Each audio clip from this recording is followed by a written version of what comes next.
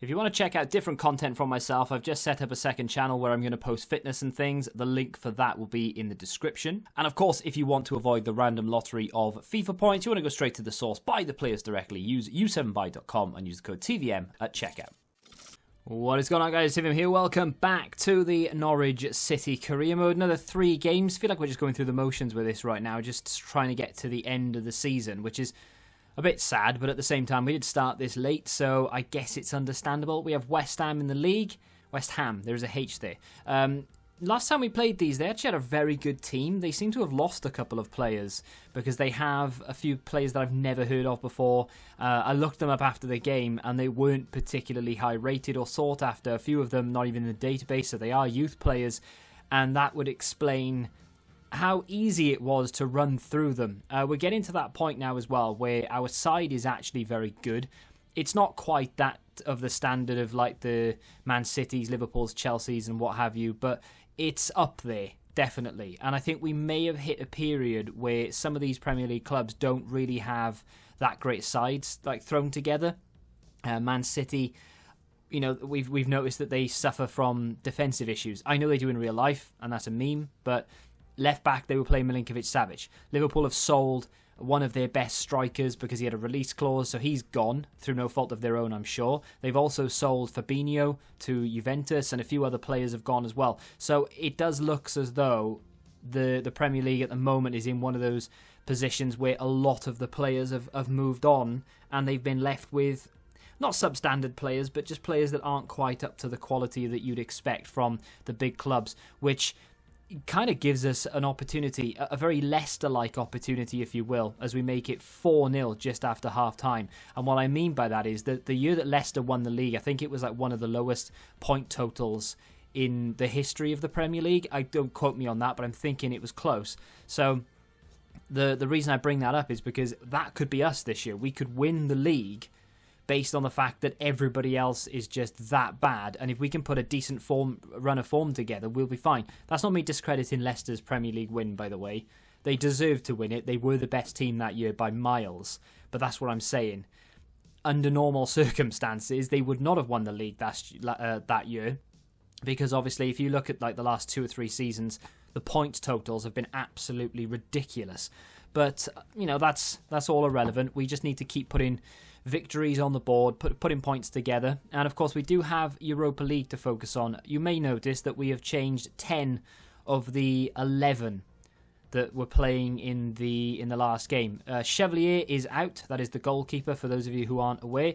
The goalkeeper is out for a couple of weeks with a knock, so we're going to have to rely on Tim Krul and his experience.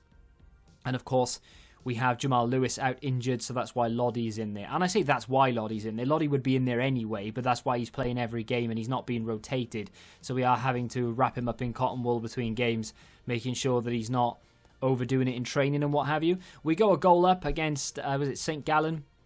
I mean, we're basically through in the Europa League anyway. Marseille are beating everybody apart from us, who are beating everyone as well. So it's just us and Marseille. It's just a case of who finishes top of the group. But seeing as how we've won our first opening 3 games, and we're 1-0 up here, and we have been awarded a penalty, and to cap it off, the defender has been red carded as well. Gordon fouled. Gordon went up to say, look, there's no need to send him off. It wasn't that bad a challenge. He puts in his first goal in a Norwich City shirt. Of course, last Europa League game, we were trying to get him a goal, and finally we've managed to do it. But it's from a dead ball situation. So what we'd like to do is get him a goal from open play. And that's the kind of fixture that this is, really. It's a training session. It's a case of, can we get... Look at the state of that defender, by the way. He just stopped. Can we get a goal from open play with him? And we can. That almost looked like I was playing on amateur. It really did. They just didn't move. And I assure you, because I'd be cheating myself, what would be the point? I am playing these games on Legendary with no sliders altered whatsoever. So maybe it's just that the team is that much better now that it's a lot easier to play. The one thing I noticed in squad battles in particular is that I can beat any of the teams on Legendary on squad battles. Even the higher rated ones with high chem, so long as I have certain players and so long as I have a good squad. Now, if I play with, you know, like sometimes the requirement for an objective is to go in and win a game with a certain criteria, like a certain level of player or whatever it may be, and sometimes I struggle with that. But since playing career mode a lot, I've sort of become accustomed to the patterns of the defenders, and I know when to go in for a challenge, when to sort of hold back and wait for a block and what have you. So I'm learning the way that the AI play this game. Now, going into FIFA 21, it's going to be completely different because the AI have been massively improved based on what I've been told and what I've seen from footage. So that'll be interesting. We managed to go a goal up here.